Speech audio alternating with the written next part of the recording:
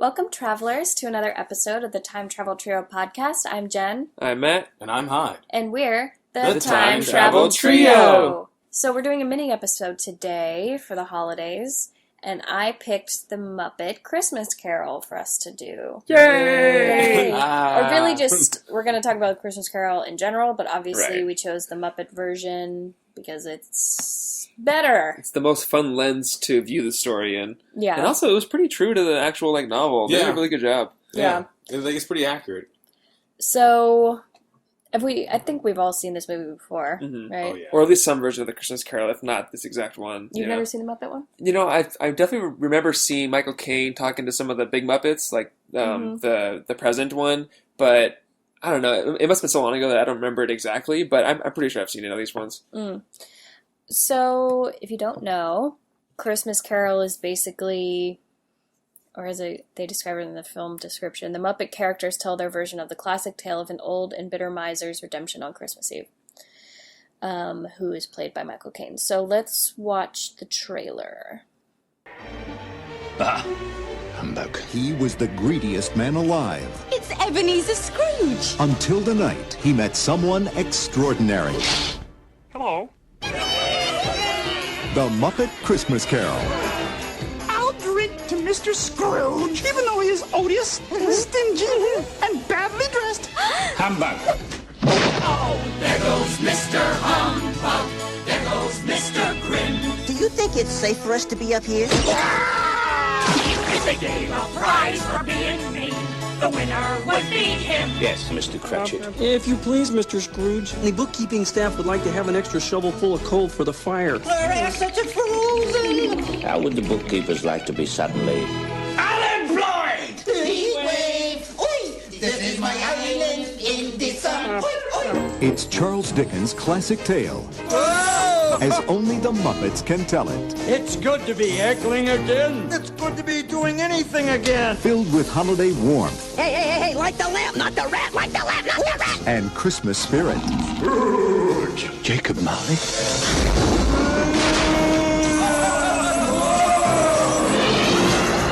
Oh, that's scary stuff. Should we be worried about the kids in the audience? No, it's all right. This is culture. This is the movie to see, to share, to cherish with someone you love. Thank you for making me a part of this. Walt Disney Pictures presents from Jim Henson Productions, The Muppet Christmas Carol. God bless us, everyone. Whatever.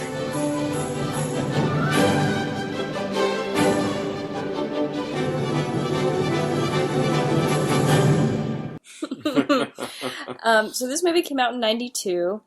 I love this movie. I watch it like every year. It's it still holds up too, which is pretty cool. It's very Muppets in their prime. It's, Yeah. This is classic Muppets. This is a good Muppet movie.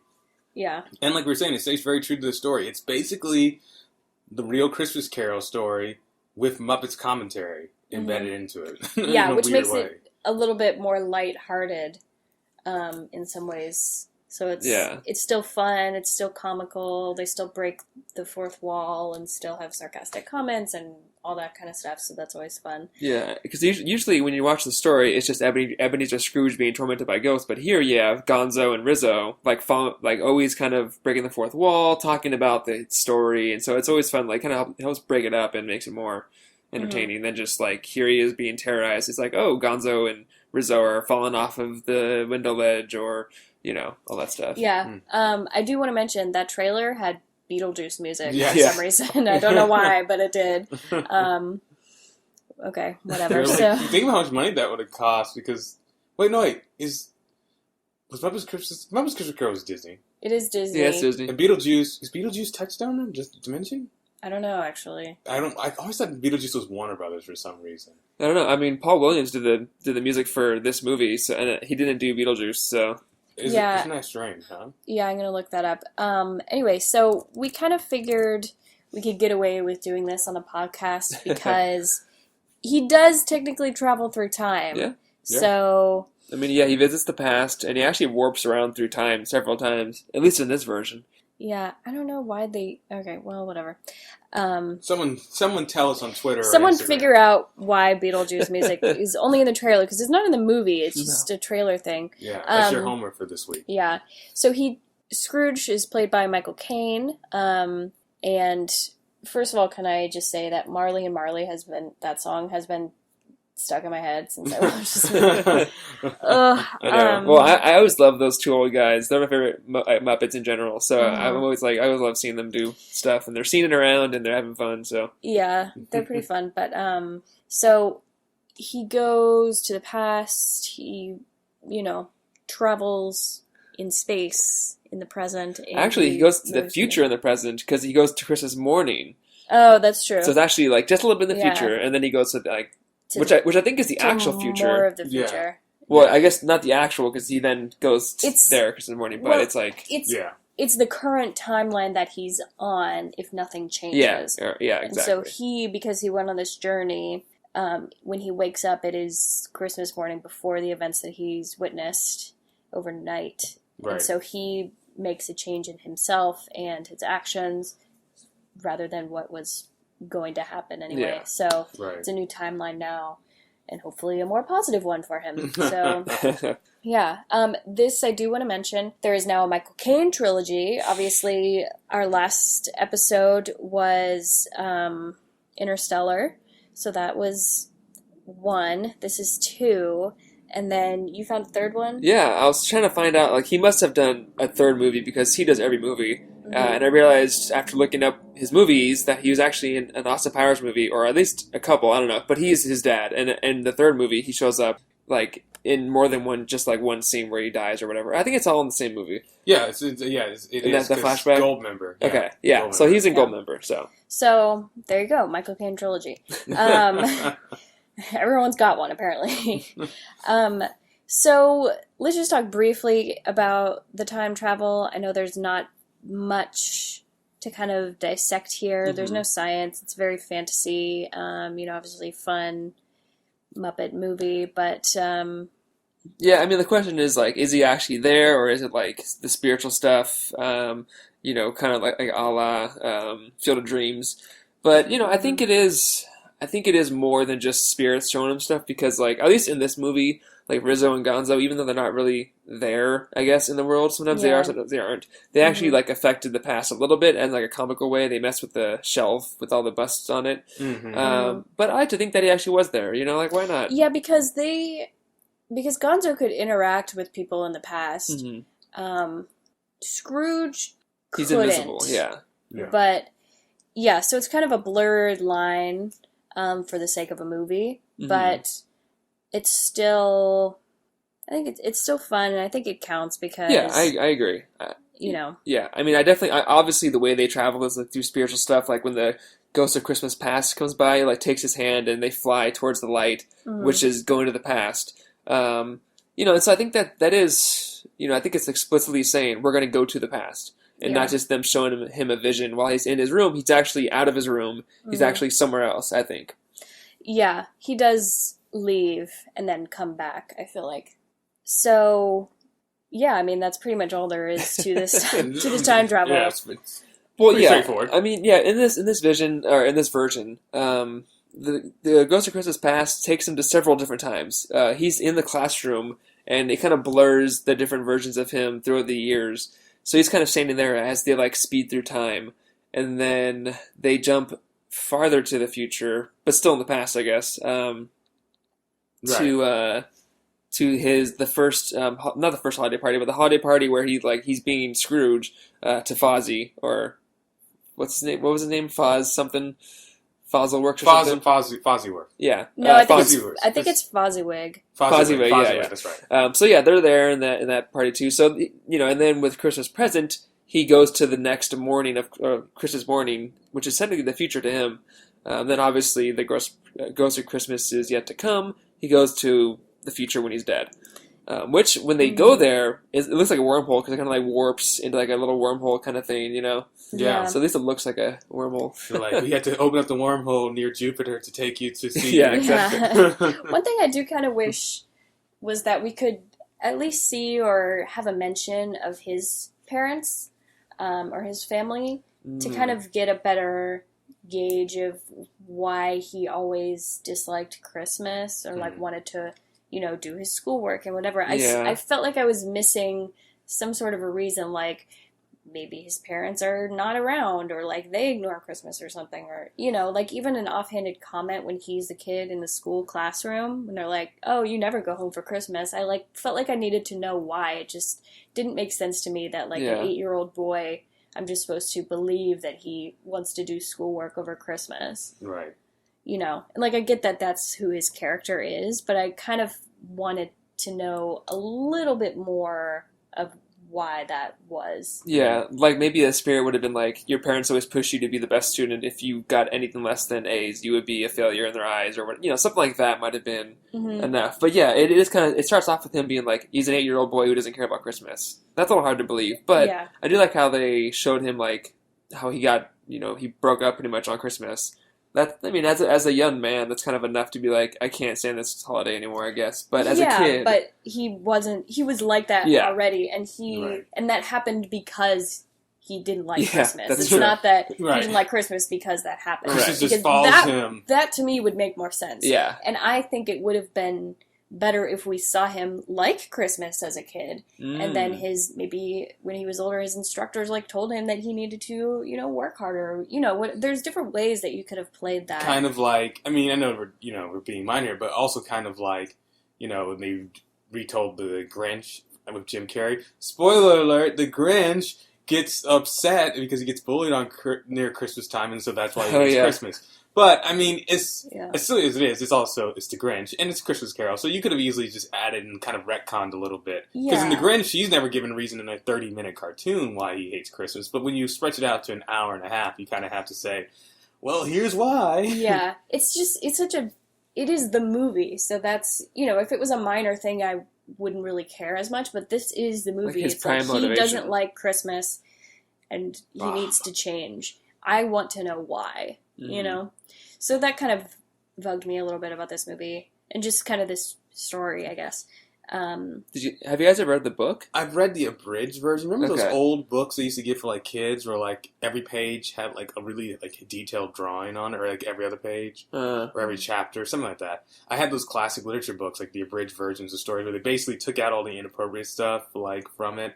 The Count of Monte Cristo totally fails. The book I read totally failed to tell me illegitimate children because kids story. Yeah. But in that one they don't explain why. I remember them never explaining why he doesn't like Christmas. He just never does. Maybe it's in the book, but I don't know. Someone let us know. Again, more homework. We're talking the movie. Yeah.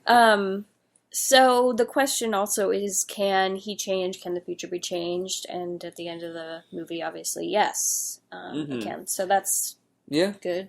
Yeah. Little Timmy is like a son to him, and he's like a second father to him, and it's they say he lives out the rest of his days, happy. You called him Little Timmy? What's his name? Tiny Tim. Tiny Tim. Little Tim. That's not right. Hey, Little Timmy. With your polio. Little Tim.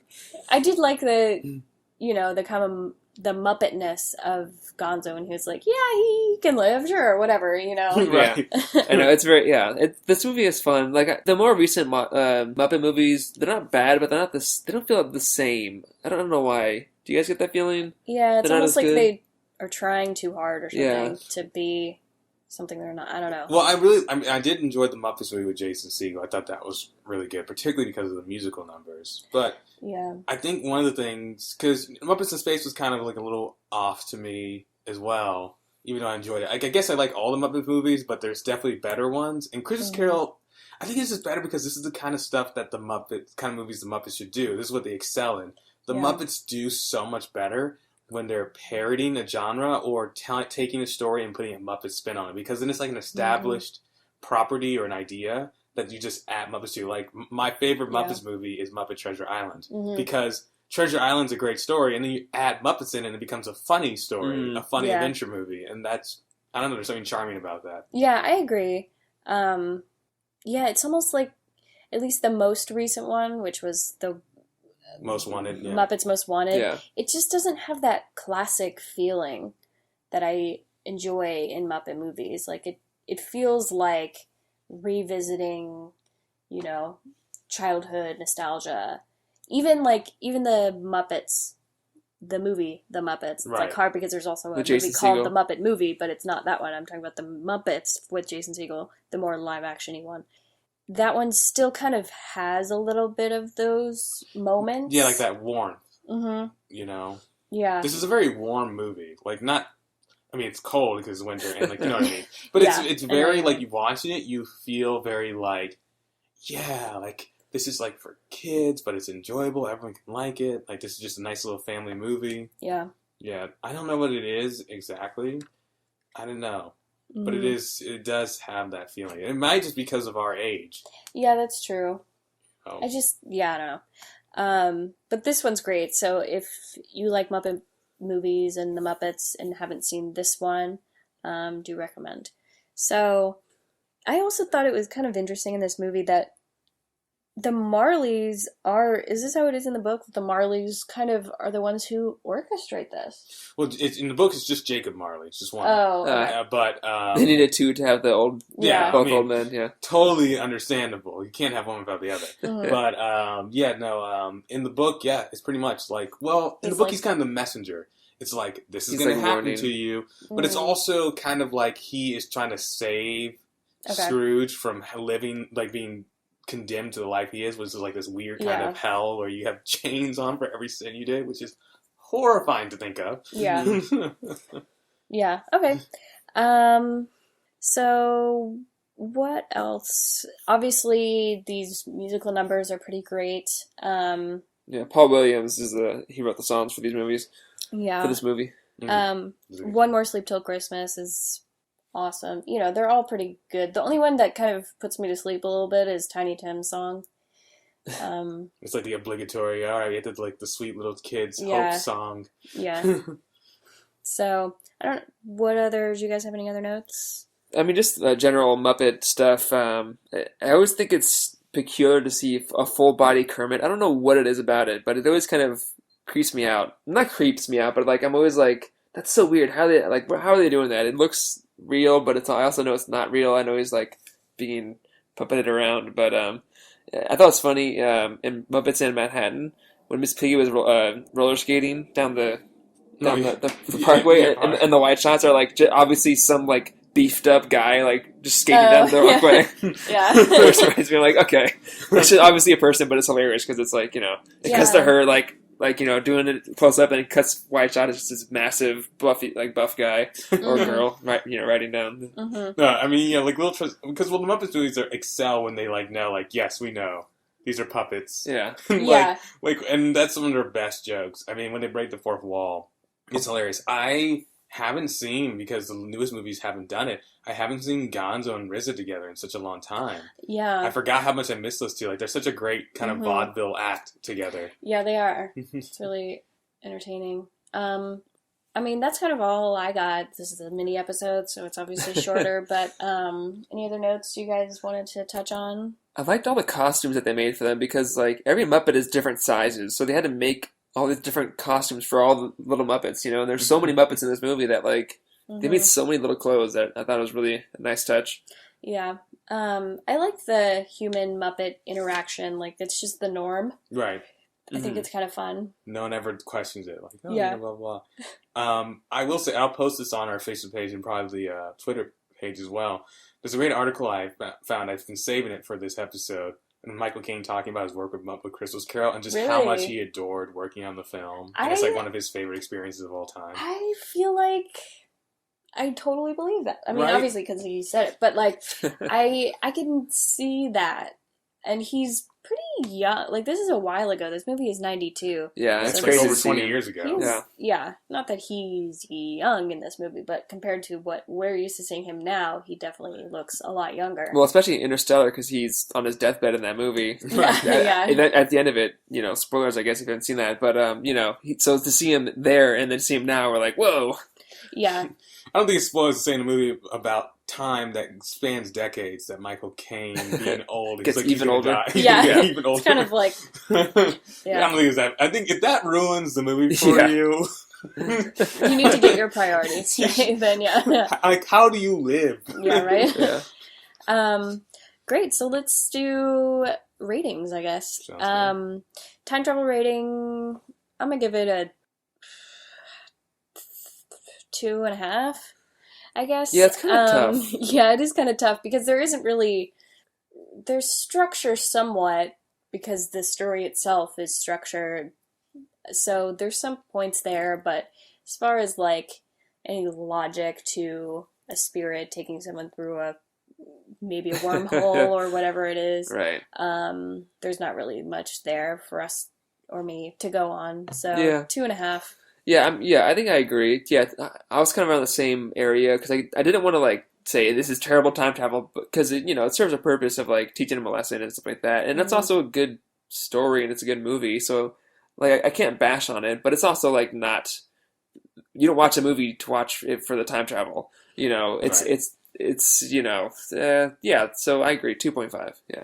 Yeah, I mean, I'll just round up and say a 3 out of 10 for pretty much the same reasons. I mean, it's just like, but it makes sense in the universe. Mm-hmm. It never feels forced. It's a very like when suddenly he's traveling through time, you never feel like, oh, well, this is weird. Like, it's fun. It's fun time travel, and I do like when I always like the scene where he is taken by the ghost of Christmas Present, and he's like kind of flown around. Mm-hmm. Like that's a really cool visual. Oh, the past, the little girl ghost.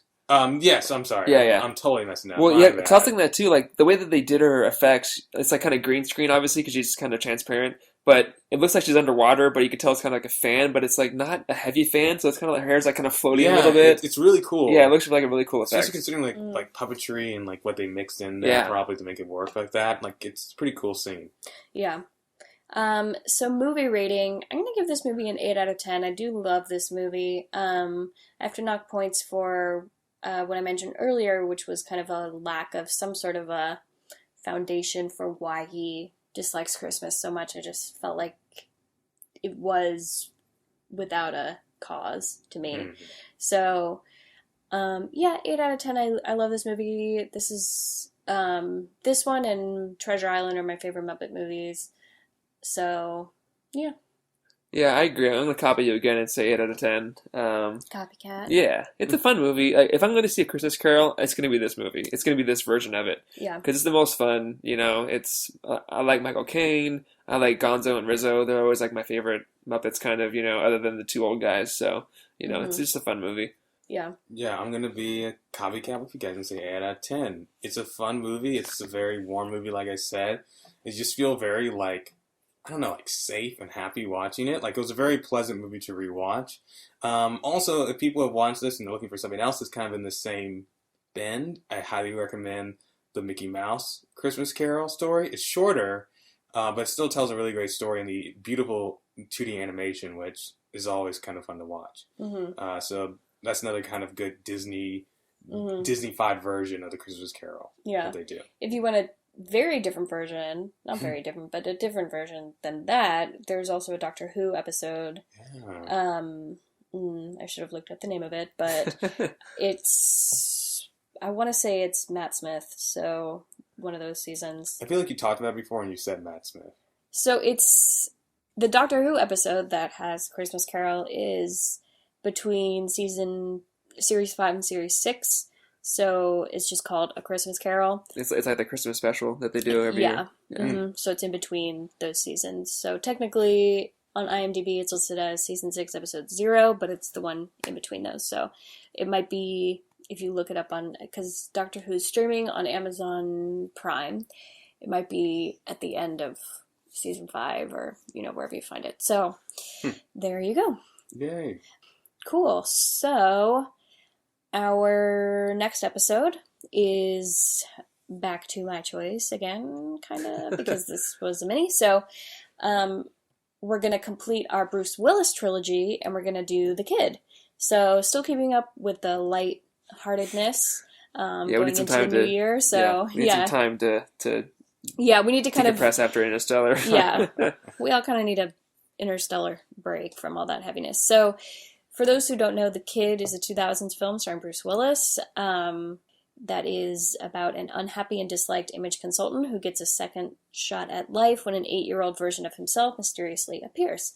So this movie, I've seen it before, and I do like this movie, and I think it'll be interesting to kind of get into some of this stuff. It's different than other films we've watched, so kind of different aspects of time travel.